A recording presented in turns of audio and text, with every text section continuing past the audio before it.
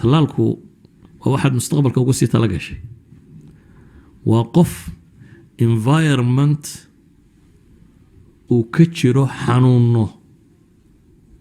aad rabto inuu ku noolaan karo safe inuu ka ahaado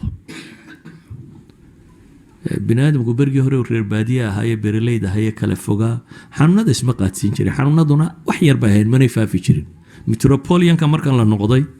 20 milyan iyo 30 milyan magaalo qura loo wada degay ee wax walba la isku darsadaa xanuun oo dhami yimid waxaan oo dhami waa industrial systemkii wixii ka ratibmay xanuuno cusub iyo kuwii hore faafistood iyo baliya baaskar oo dhami laakiin dadkii waxaan samaystay waxay u fakereen inay waxaa ka hortagaan oo ah warintaynan maranin Yurub xanuuna ka dhacay wadanada qaarkood 3 meelood marka laga dhigo meel baabi'iyay waqtiyadii ay waxaan bilaabmayeen wadan dhan oo 1/3 hadduu 3 milyan 10 milyan mar qura wada dhibatay black days ka sheegi jireen laakiin way fakereen waxay u fakereen war dadkii waa kan magaalo isugu yima waa tan dhibti sii badanayso dadkii uu isdhexgalayay how they can survive sidee u noolaan karaan therefore waa la maalgeliyay baaritaana la sameeyay kan baa la sameeyay waxa la gaadhay in la helo aqoona in dadka la talaalo talaalku waa xanuunkii oo nasakhanintiisa badani baa lagu mudayaa oo qofka bini'aadamka ilaahay jirkiisa wuxuu siiyay difaac heegan ku jira difaacagaas ba waxa la barayaa xanuunka noociisa dabeetana weerarku bilaabay sida loo dilaabo markiiba baranaya markuu barto uu record garaynaya yani khalaaya lamfaawiya white blood cells kaagu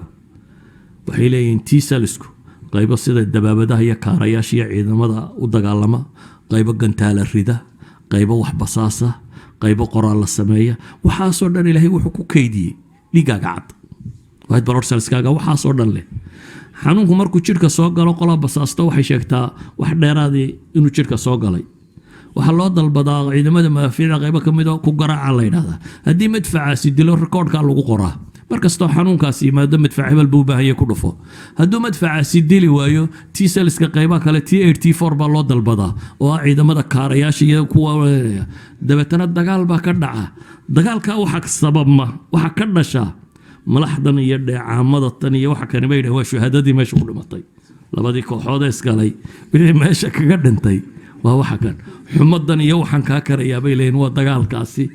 wixii ka soo baxay idan jirkaaga ilaahay baa diyaariyay